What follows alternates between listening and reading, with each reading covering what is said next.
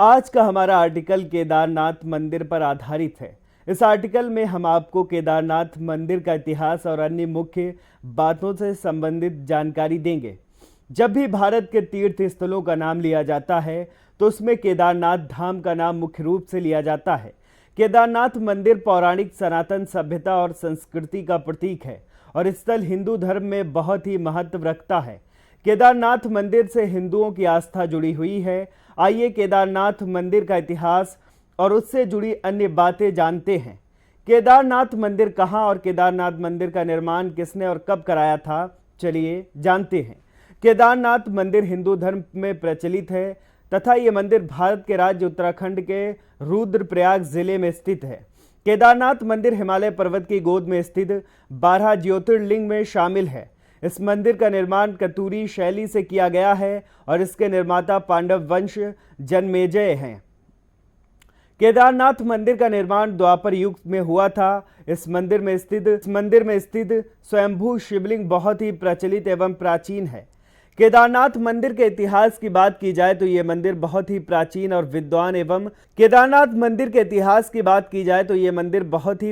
है और विद्वानों एवं ऋषियों के अनुसार इस मंदिर का निर्माण 80वीं शताब्दी में हुआ। इस मंदिर के चारों ओर बर्फ के पहाड़ हैं। केदारनाथ मंदिर मुख्य रूप से 5 नदियों के संगम का मुख्य धाम माना जाता है और ये नदियां मंदाकिनी, मधुगंगा, शीरगंगा, सरस्वती और स्वर्ण गौरी है। ऐसी मान्यता है कि ब्राह्मण गुरु शंकराचार्य के समय से ही स्वतः उत्पन्न हुए इस शिवलिंग की आराधना करते हैं। केदारनाथ मंदिर के समक्ष मंदिर के पुरोहित एवं यजमानों तथा तीर्थ यात्रियों के लिए धर्मशाला उपस्थित है। मंदिर के मुख्य पुजारी के लिए मंदिर के आसपास भवन बना हुआ है।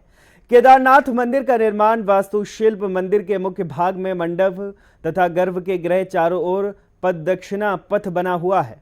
मंदिर के बाहरी हिस्से में नदी बैल वाहन के रूप में विराजित है। मंदिर के मध्य भाग में श्री केदारेश्वर स्वयंभू ज्योतिर्लिंग स्थित है, जिसके अग्र भाग पर भगवान गणेश जी की प्रतिमा और मां पार्वती के यंत्र का चित्र है। ज्योतिर्लिंग के ऊपर भाग पर प्राकृतिक स्फटिक माला पराजित है। श्री ज्योतिर्लिंग के चारों ओर बड़े बड़े 4 स्तंभ विद्यमान हैं और ये 4 स्तंभ चारों वेदों के आधार माने जाते हैं। विशालकाय 4 स्तंभों पर मंदिर की छत टिकी हुई है। इन विशालकाय 4 स्तंभों में मंदिर की छत टिकी हुई है। ज्योतिर्लिंग के पश्चिम भाग में एक अखंड दीपक विद्यमान है और 1000 सालों से इसकी ज्योति का प्रकाश मंदिर की आस्था को बनाए हुए है। इस अखंड दीपक की ज्योति का रखरखाव मंदिर के पुरोहित सालों से करते आ रहे हैं। मंदिर ये अखंड दीपक की ज्योति सदैव मंदिर के भाग में और पूरे केदारनाथ धाम में अपने प्रकाश को बनाए रखे।